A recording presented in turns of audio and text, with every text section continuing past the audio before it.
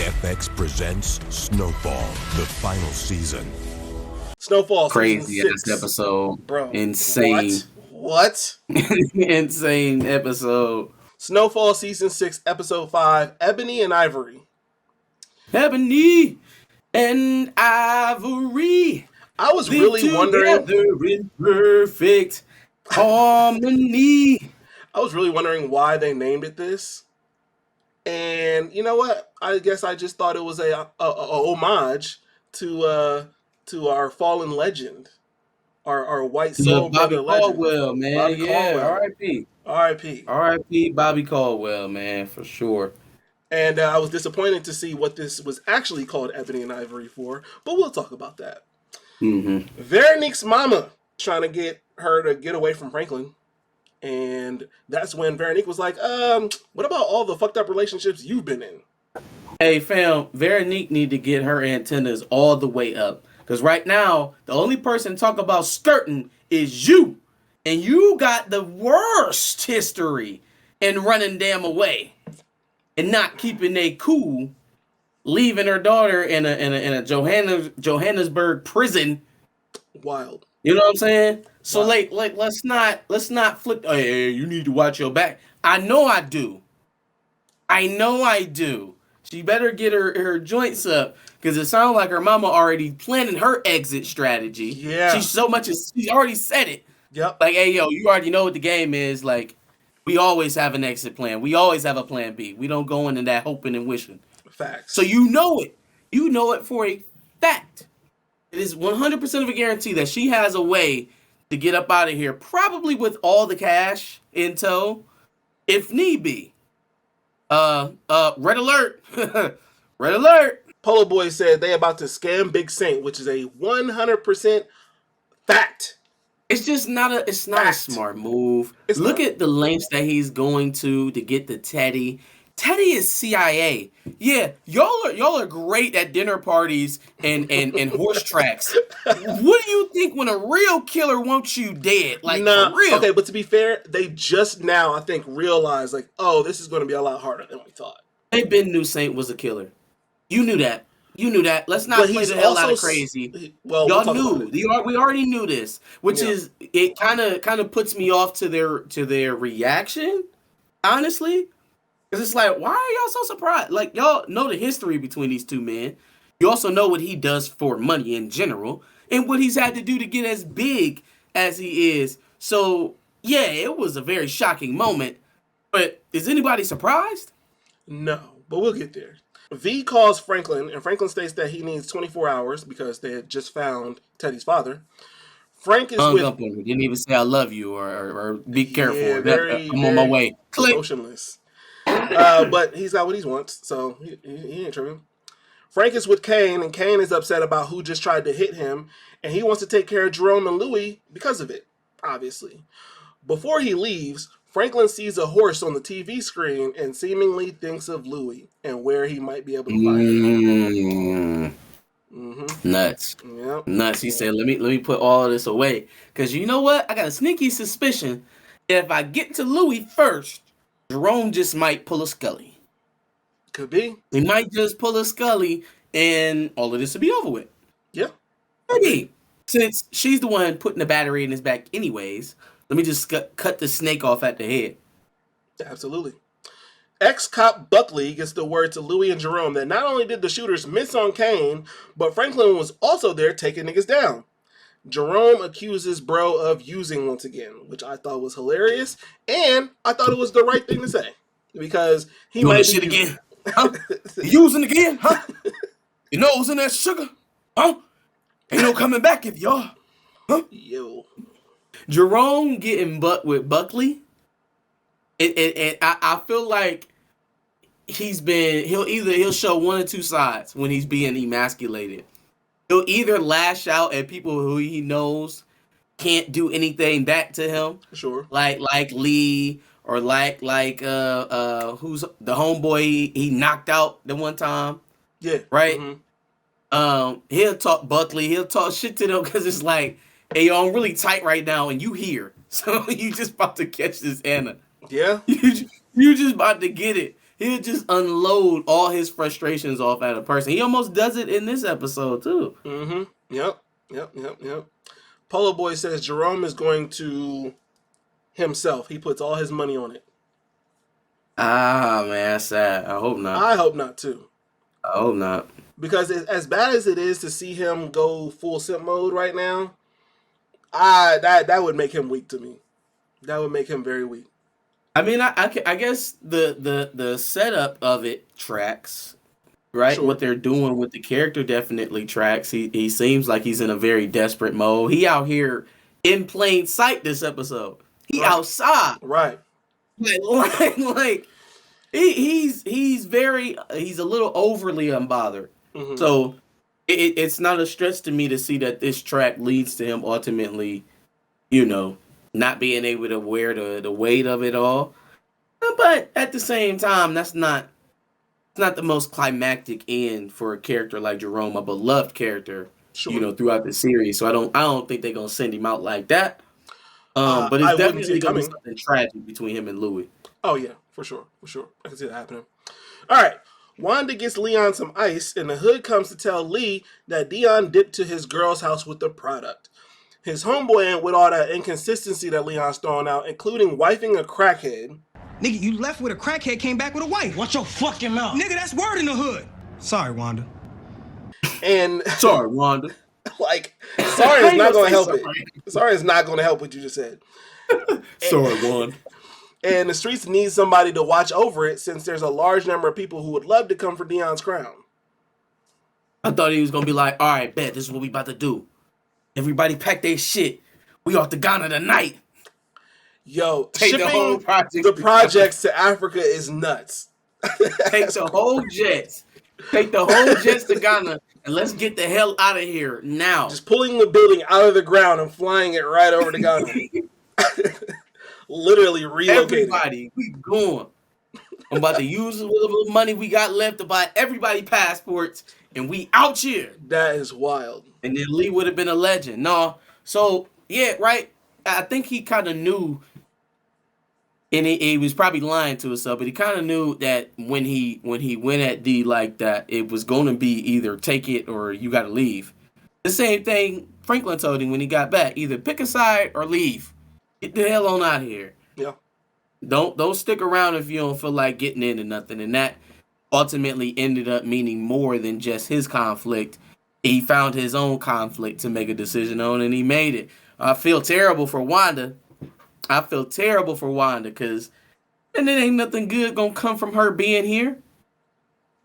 Like, being in Los Angeles at all at this time for Wanda is not a good thing. No. Let alone living in Watts, living in the Jets, where you plan to continue to sell drugs. Yeah. Where drugs are all around. Bam. What are you thinking, Lee?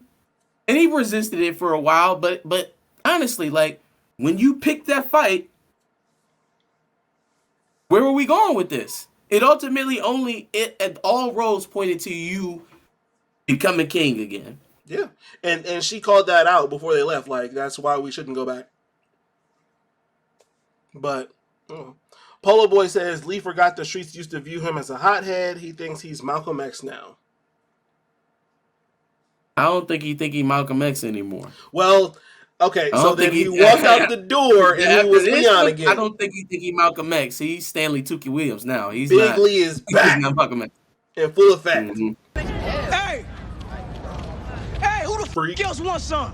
I see all you Mark Busters. scheming and talking Stuff. Well, now's your Freaking. f***ing chance. I see you Punk. come the Freak. f*** on. Brother. Brothers. Pathetic. Y'all Punks. Trick old busters. Which, I'm not gonna lie, as much as I liked him, coming to the realization that all this is bullshit, I also like Big Lee. You know what I'm saying? Coming out here talking about all you niggas is bitches. You know what I mean? I like that. Talk your shit, King. Also, clearly Wanda doesn't like Big Lee, but we'll get to that later.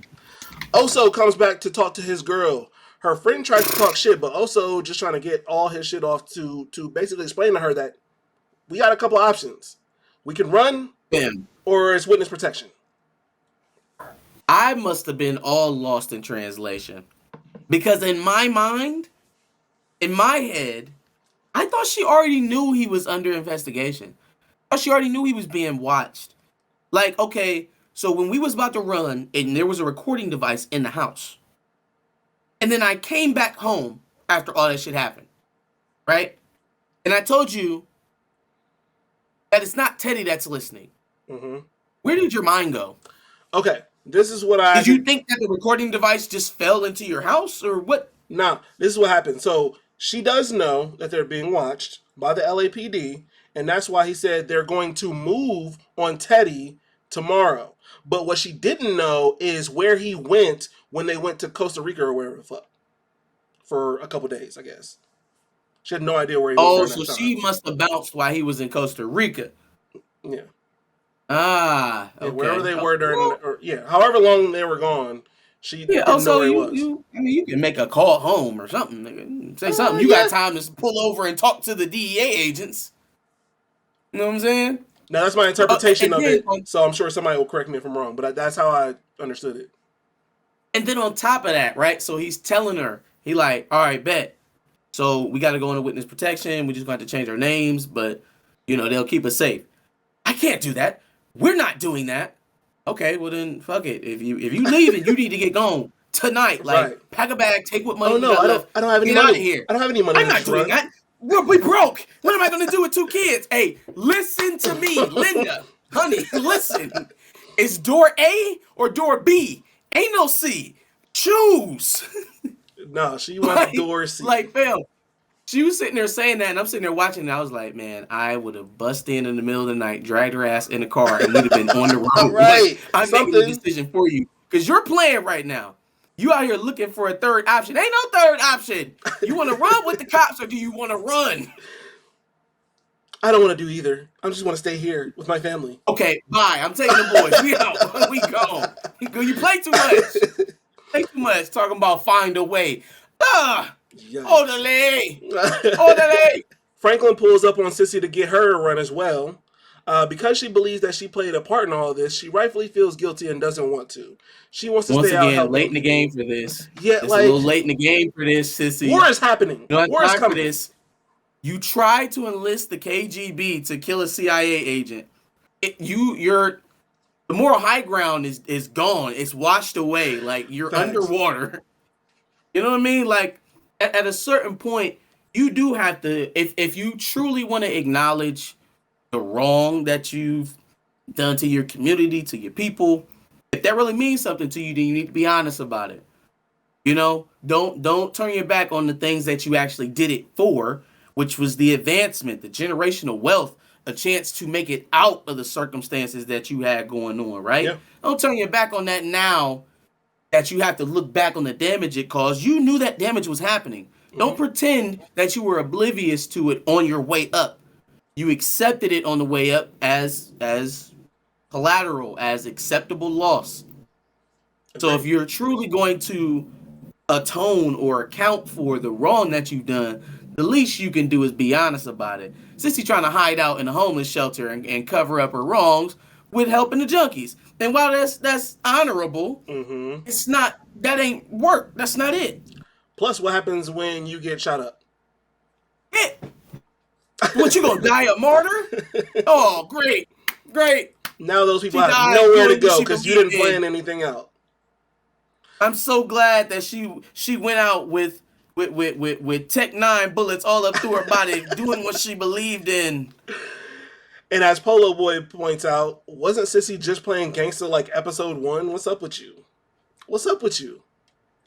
Stop. We doing this or not, Saint? You doing this or not, Saint?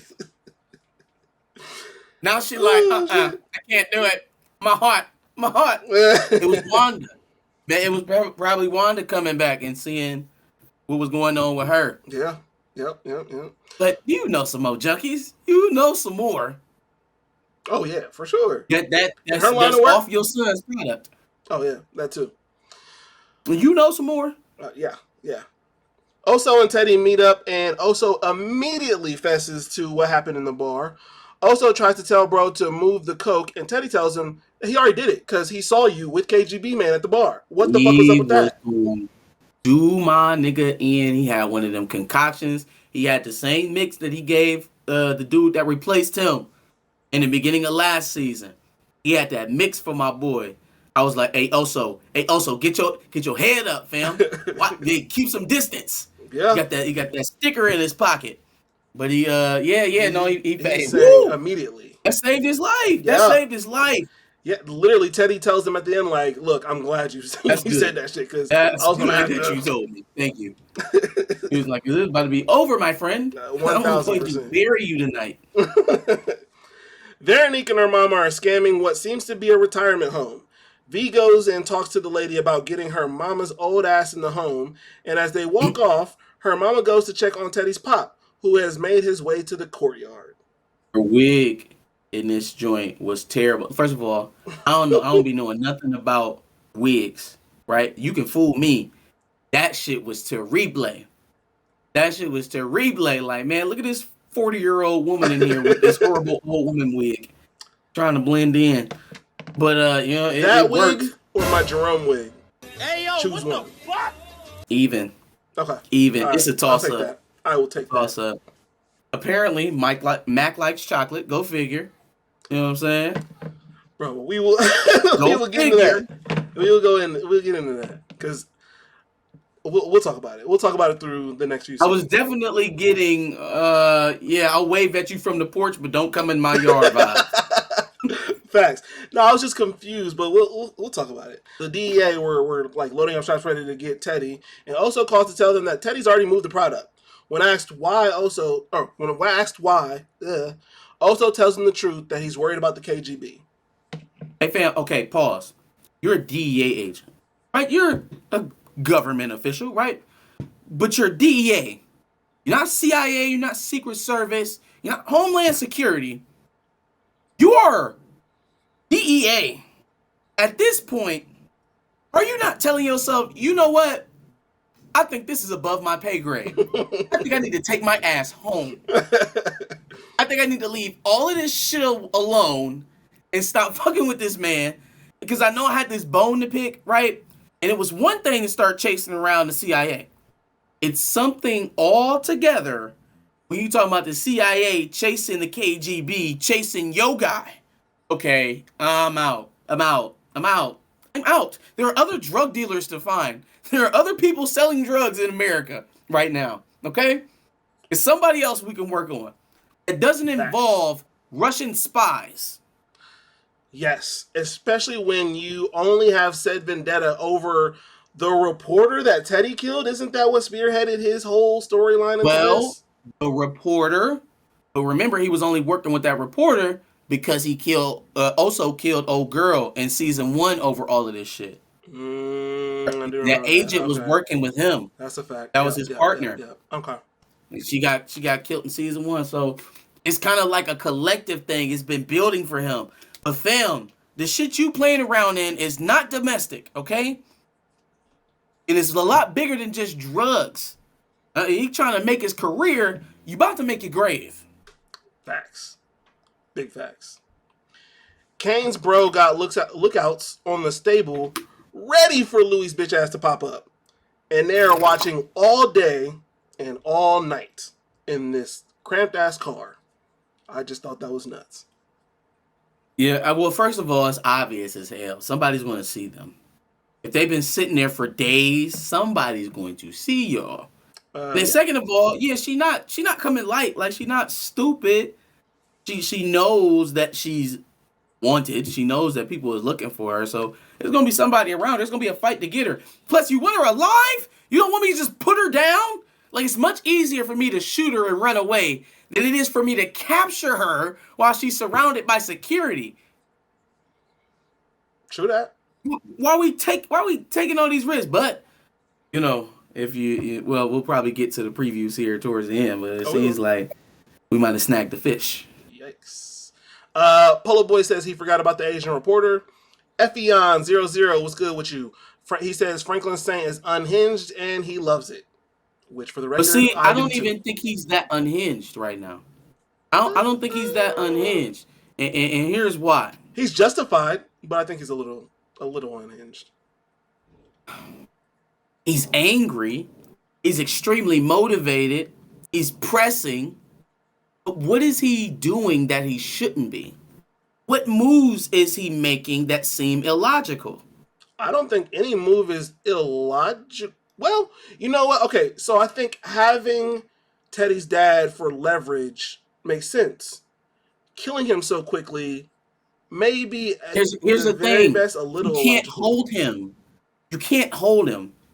You got his dad. Cool. Y'all broke him out of the retirement home. You can't hold him. You can't stay there. People are looking for him now. Not to mention, he's a CIA agent, or former CIA agent's father. So he just has resources to find you if you stay in the same spot for too long. That's right? That's This has to happen now. You either gonna give me my money or I'm gonna kill him. Especially and on top of that, I already owe you. I owe you. I want to kill him. So just give me the excuse. I think they actually took him somewhere that he was familiar with, the dad. I can't remember. I don't think it was his house, but they took him somewhere that he was familiar with, I believe. Don't quote me on that. I thought I heard. Did they say that? I don't think anybody said that. I heard that. something about that, but maybe I'm wrong. I don't know. Effion says, yo, what if the next episode Teddy calls him and says, or confronts him and says his father is not dead though? Well, first of all, his dad would be a thug if he survived that. An absolute thug, super thug at that.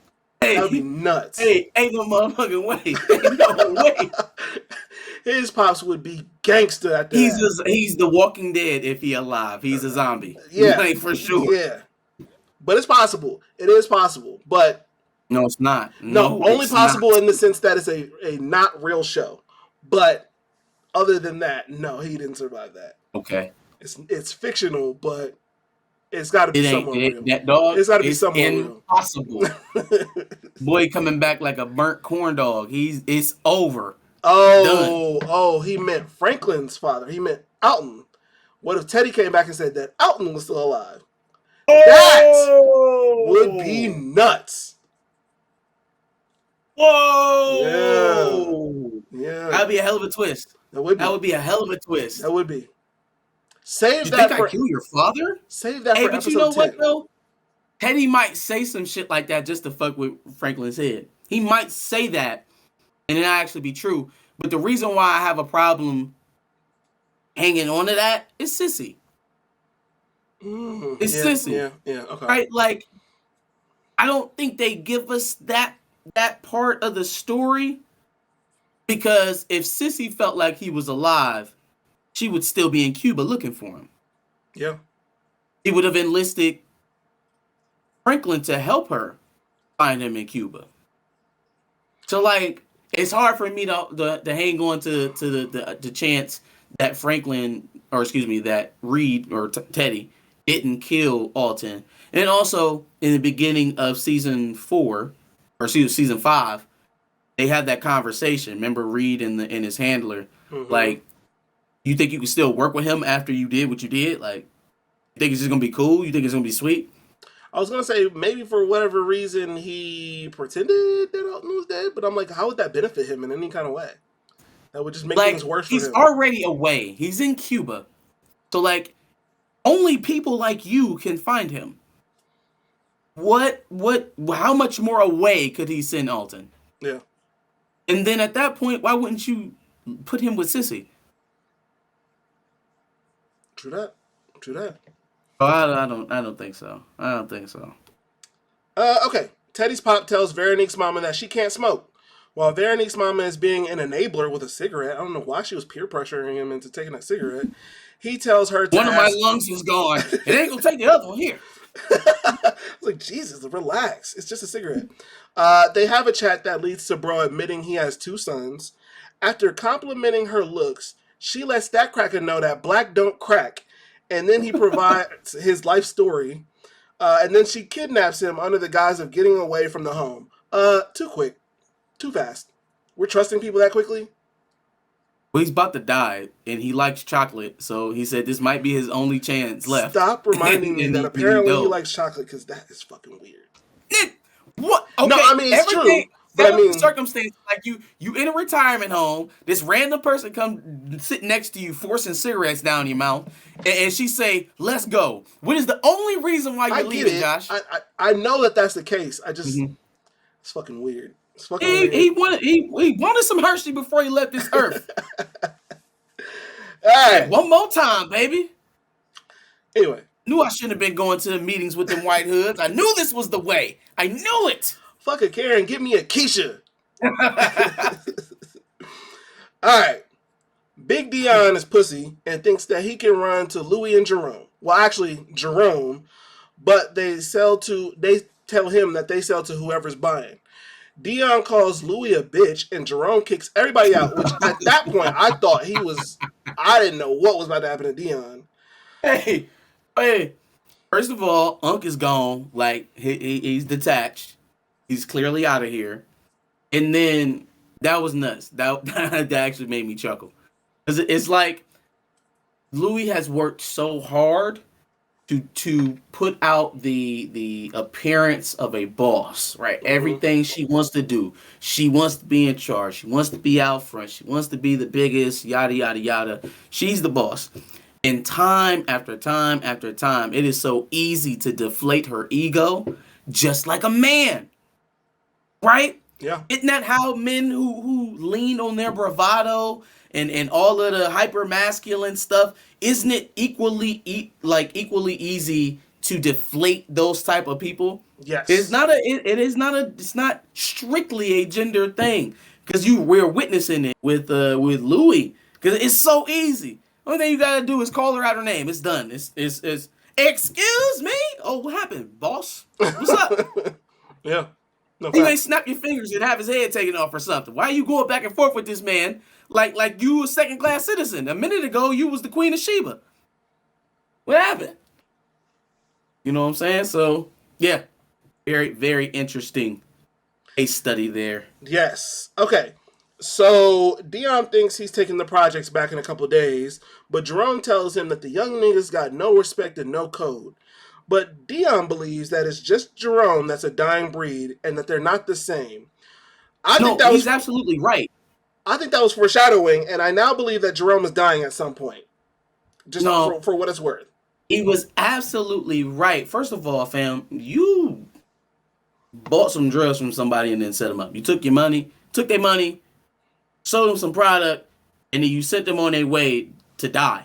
So, ain't shit real about you. You are absolutely not the dying breed that Jerome is talking about. You are not. you're not. Facts. Secondly, I don't know. Again, this damn project war that's happening in the peripheral of the main story. I don't know what are we doing? And I think that's really what Jerome is getting at. Is like, what is the end of your war? See, like, at least when we talking Louie versus Franklin, there's an end to that. There's a reason, and there's a goal at the end of it. Yeah. What y'all doing? Y'all, excuse my language, for lack of a better term, you just niggas shooting each other in the project. That's what you want for the rest of your life? That's it? You kill Leon and somebody from Leon's crew come back and try to kill you, and then somebody from their crew try to come back and kill Leon's homie, and then they go back and forth until everybody dead. That's the goal? Yep. So you can be king of the Jets? He's absolutely right. That's not him. That's Jerome. You right. No, that's a fact. Affirmative. That's a fact. But I just feel like in the wording that, you are the last of a dying breed. I don't know. I just felt like it was weird. It was weird foreshadowing, I felt. I got hope for Unc, man. He got to redeem himself for all of this nonsense he's allowed. He could also redeem himself before getting shot. I'm just throwing that out there. I don't want it to happen, knock on wood, but it's a possibility. And then to note that at the end of the scene, he dips out. I hate that I wrote this in my notes because I'm telling you that I hate the fact that their entanglement is a thing. But I'm going to read the notes as I wrote them. Veronique's mama is throwing that ass in a circle to Little Richard. And Teddy's pop wants to make a play, but his cancer makes him call a timeout. She asks she asks about his sons, and he admits that his younger son died and didn't want to talk about Teddy until she presses further. See, that's why he didn't want to smoke them cigarettes. He said, man, I got enough in this one lung to give you about 5, 6 of them things. And it's going to be over with. So leave these cigarettes alone. Maybe I can get that up to 9, 10 of them good ones, them deep ones. And I can go out a happy man. I'm going to leave that where it is. Wanda sees a woman arguing with her son and tries to press her, but Sissy breaks it up and gets the kids out of there. Wanda admits that she admires Sissy for what she does and how she fights for her family and wants to be her. But Sissy, who's not even trying to stand up and stay alive, fucking with Teddy, realizes that she actually commends Wanda and believes that she should be more like Wanda. Which I thought was a decent nice little moment, I guess. Yeah. They're trying to give Wanda something to do that's not crack. Literally, like they keep teasing us with it. They trying to give her something to do. Yes. Yeah, that's facts. All right. Jerome pulls up on Cartier Fareed from Power. Yay, And Cartier! I want to know how Cartier got from there to DC and then to New York. Because obviously, if it's the timeline a little bit, they're not talking to each other. They're not in the same universe. I think they are. I guess technically, I mean, they are in the same timeline, right? I guess so. This is literally 86, and they are like what in the early 90s. He made his empire very quickly in DC for what. But right after this, he started scamming and he became a drug kingpin. Yes. Okay. Duh. Cool. And then he started moving art in New York and slapping motherfuckers Shortly after this. that move his art. Showmonger says Lateran Milton smoking with cigarettes and doing hood rat stuff with his friends. Mm-hmm. Just throwing that out there. Well, literally, Teddy's pop is doing hood rat stuff. Smoking cigarettes. He's smoking cigarettes. With Veronique's mama. All right. Seems like Veronique's mama is now pillow talking with Teddy's pop. Veronique's mama admits info about V, which seems to be the first time that she's been vulnerable about everything going on with V. And Teddy's pop feels like she's done a good job, which is probably a lie. He's probably lying to bullshit. Which makes things... The whole thing was just awkward, but I know he was lying which to is skins. Bull. It kind of made me feel like it was a setup. Like she kind of led him into that conversation. Kind of knowing where, politely he might take it. And knowing that his daughter or knowing that her daughter is listening, I kind of felt like it was a little bit manipulative because where he was going with that is not reality at all. So, yeah, I don't know. We got to keep my eyes on I much more have my eyes on Veronique's mama than I do at Veronique at this point because she's shown me a little bit more of that flight reaction than Veronique has up until this point. Yes, I would agree with that. Franklin lands and he's getting a shit ton of pages as he gets into the car with V. I thought that was interesting at that point. Jerome is drunk and talking with Cartier Fareed and is catching up with him and talking about Magic and Kareem. Apparently he'd just seen the first season of Winning Time and is feeling a little reminiscent. He's getting paged, and as Cartier sees a car circling around, he tells him, hey man, you can dip if you want. We got everything handled here.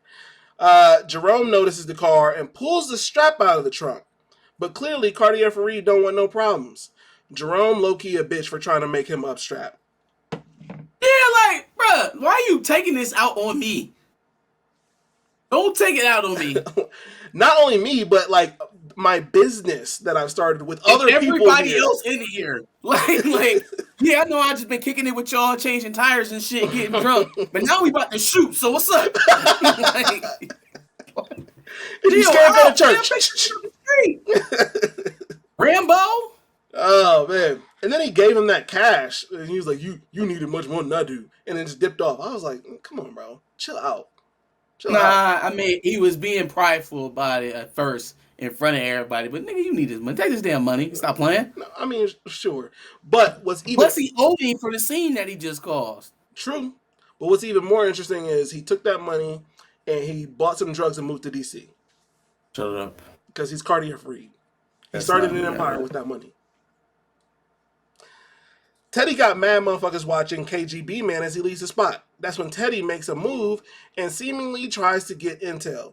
Teddy then goes into his closet and finds some magazines and realizes that bro is gay. Which, I mean, that's cool and all, but why was that such a big scene? Like, why was that such a, oh? I don't know. And then it was weird because, like, all right, you're not just gonna have your official documents, your passports, your weapons.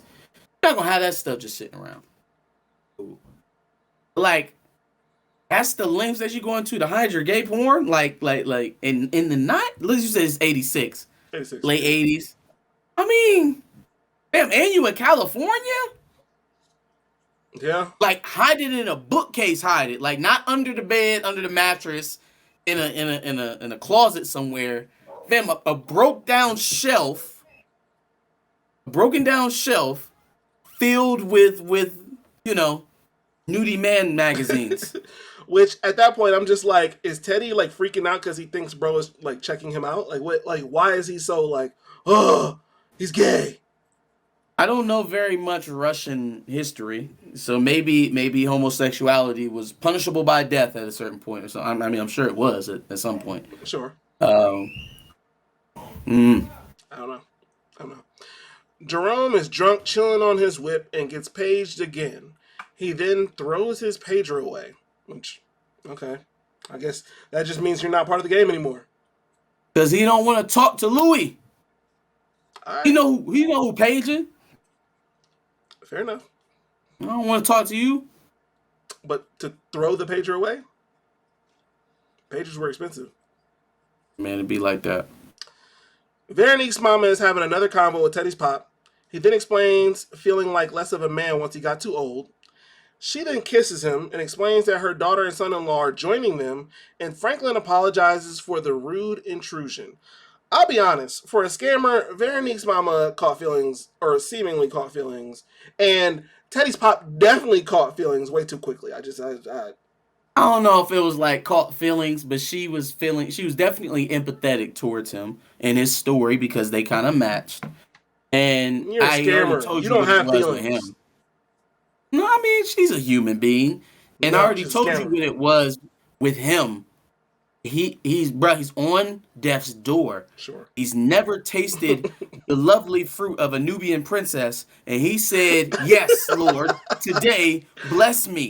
And it was finally about to go down. And for the first time in my life, I tasted brown sugar. And not my oatmeal. Okay. All right. Well, when you put it that way, much more understandable. I get it. Mm-hmm. Troy Spencer says, I have a theory. Mel is going to return at the end of the season, and Veronique is going to turn on Saint because she was working with Mel. Which doesn't... That's the second time somebody has brought up Mel. Y'all really it think sounds Mel crazy, about to come back? But the way that they ended it with Mel does leave it wide open for her to do some crazy shit like that. We kind of late in the game, I don't know that I feel that would be the payoff I'm looking for, but it does leave it open to the possibility. I don't know, man. That would get very almost comic booky. Yeah. It would get very comic booky for her to just pop out at the last minute and, Yeah, I don't know. It'd be a little much. It's possible. It is possible. They'd have to write it really well, and I don't know. We'll see. Okay. Franklin plays it off as if he's here to get the two back to the home, Veronique's mama and Teddy's pop. Teddy's pop takes blame for them leaving. He then calls Franklin intense, just like his kid, which I thought was funny. Because he's intense just like Reminds Teddy. me of my boy. Yeah. Oh, does he, Mac? Okay. KGB man makes it home and seemingly notices that the door has been cracked a little too much. I'm like, damn, nigga, you were that particular that you noticed? No, he had it. You ain't see him in the beginning. He measured the door with his 2 fingers. I missed and now that. it's his way of knowing. There was a part of the scene that I missed, and I missed that. Got it. So he measured it, and he was like, all right, there's going to be 2 fingers. That's his tail. If he did everything that he's supposed to, because, you know, these are 2 secret agents. They know each other's things. They're both secret agent men. Yes. So he's like, if he does everything that I would do, he still wouldn't think to measure how far the door is open before he opens it up. He'll just swing it open. Super OCD, even for an agent, apparently. Like, I'm going to catch you. If you don't leave no footprints or nothing like that, or slam the door where somebody can hear you, I'm going to still know you fucked with this door. Fair enough. All right, last scene. Teddy talks to Big Boss about Mans being gay, which was nuts. Teddy receives a page from Kansas City. Knowing that he has some family in Kansas City, Big Boss tells him that he should answer it. Unfortunately, Franklin is on the line. All right, you know what? Why don't you go and put him on the phone? Yeah, just put him on the phone. Let me talk to him. I'll get you out of this mess. My accounts are the same as when you took it. Call William. Tell him to transfer it all back. Do it now. And your pops gets to walk out of here like nothing happened. You don't want to do this. This is the last time I'm gonna say this to you, Teddy. Send me my motherfucking money. Do it right now. That's not how it works. There's a process, even if I could. Wrong answer. He was the most incompetent soldier ever lived.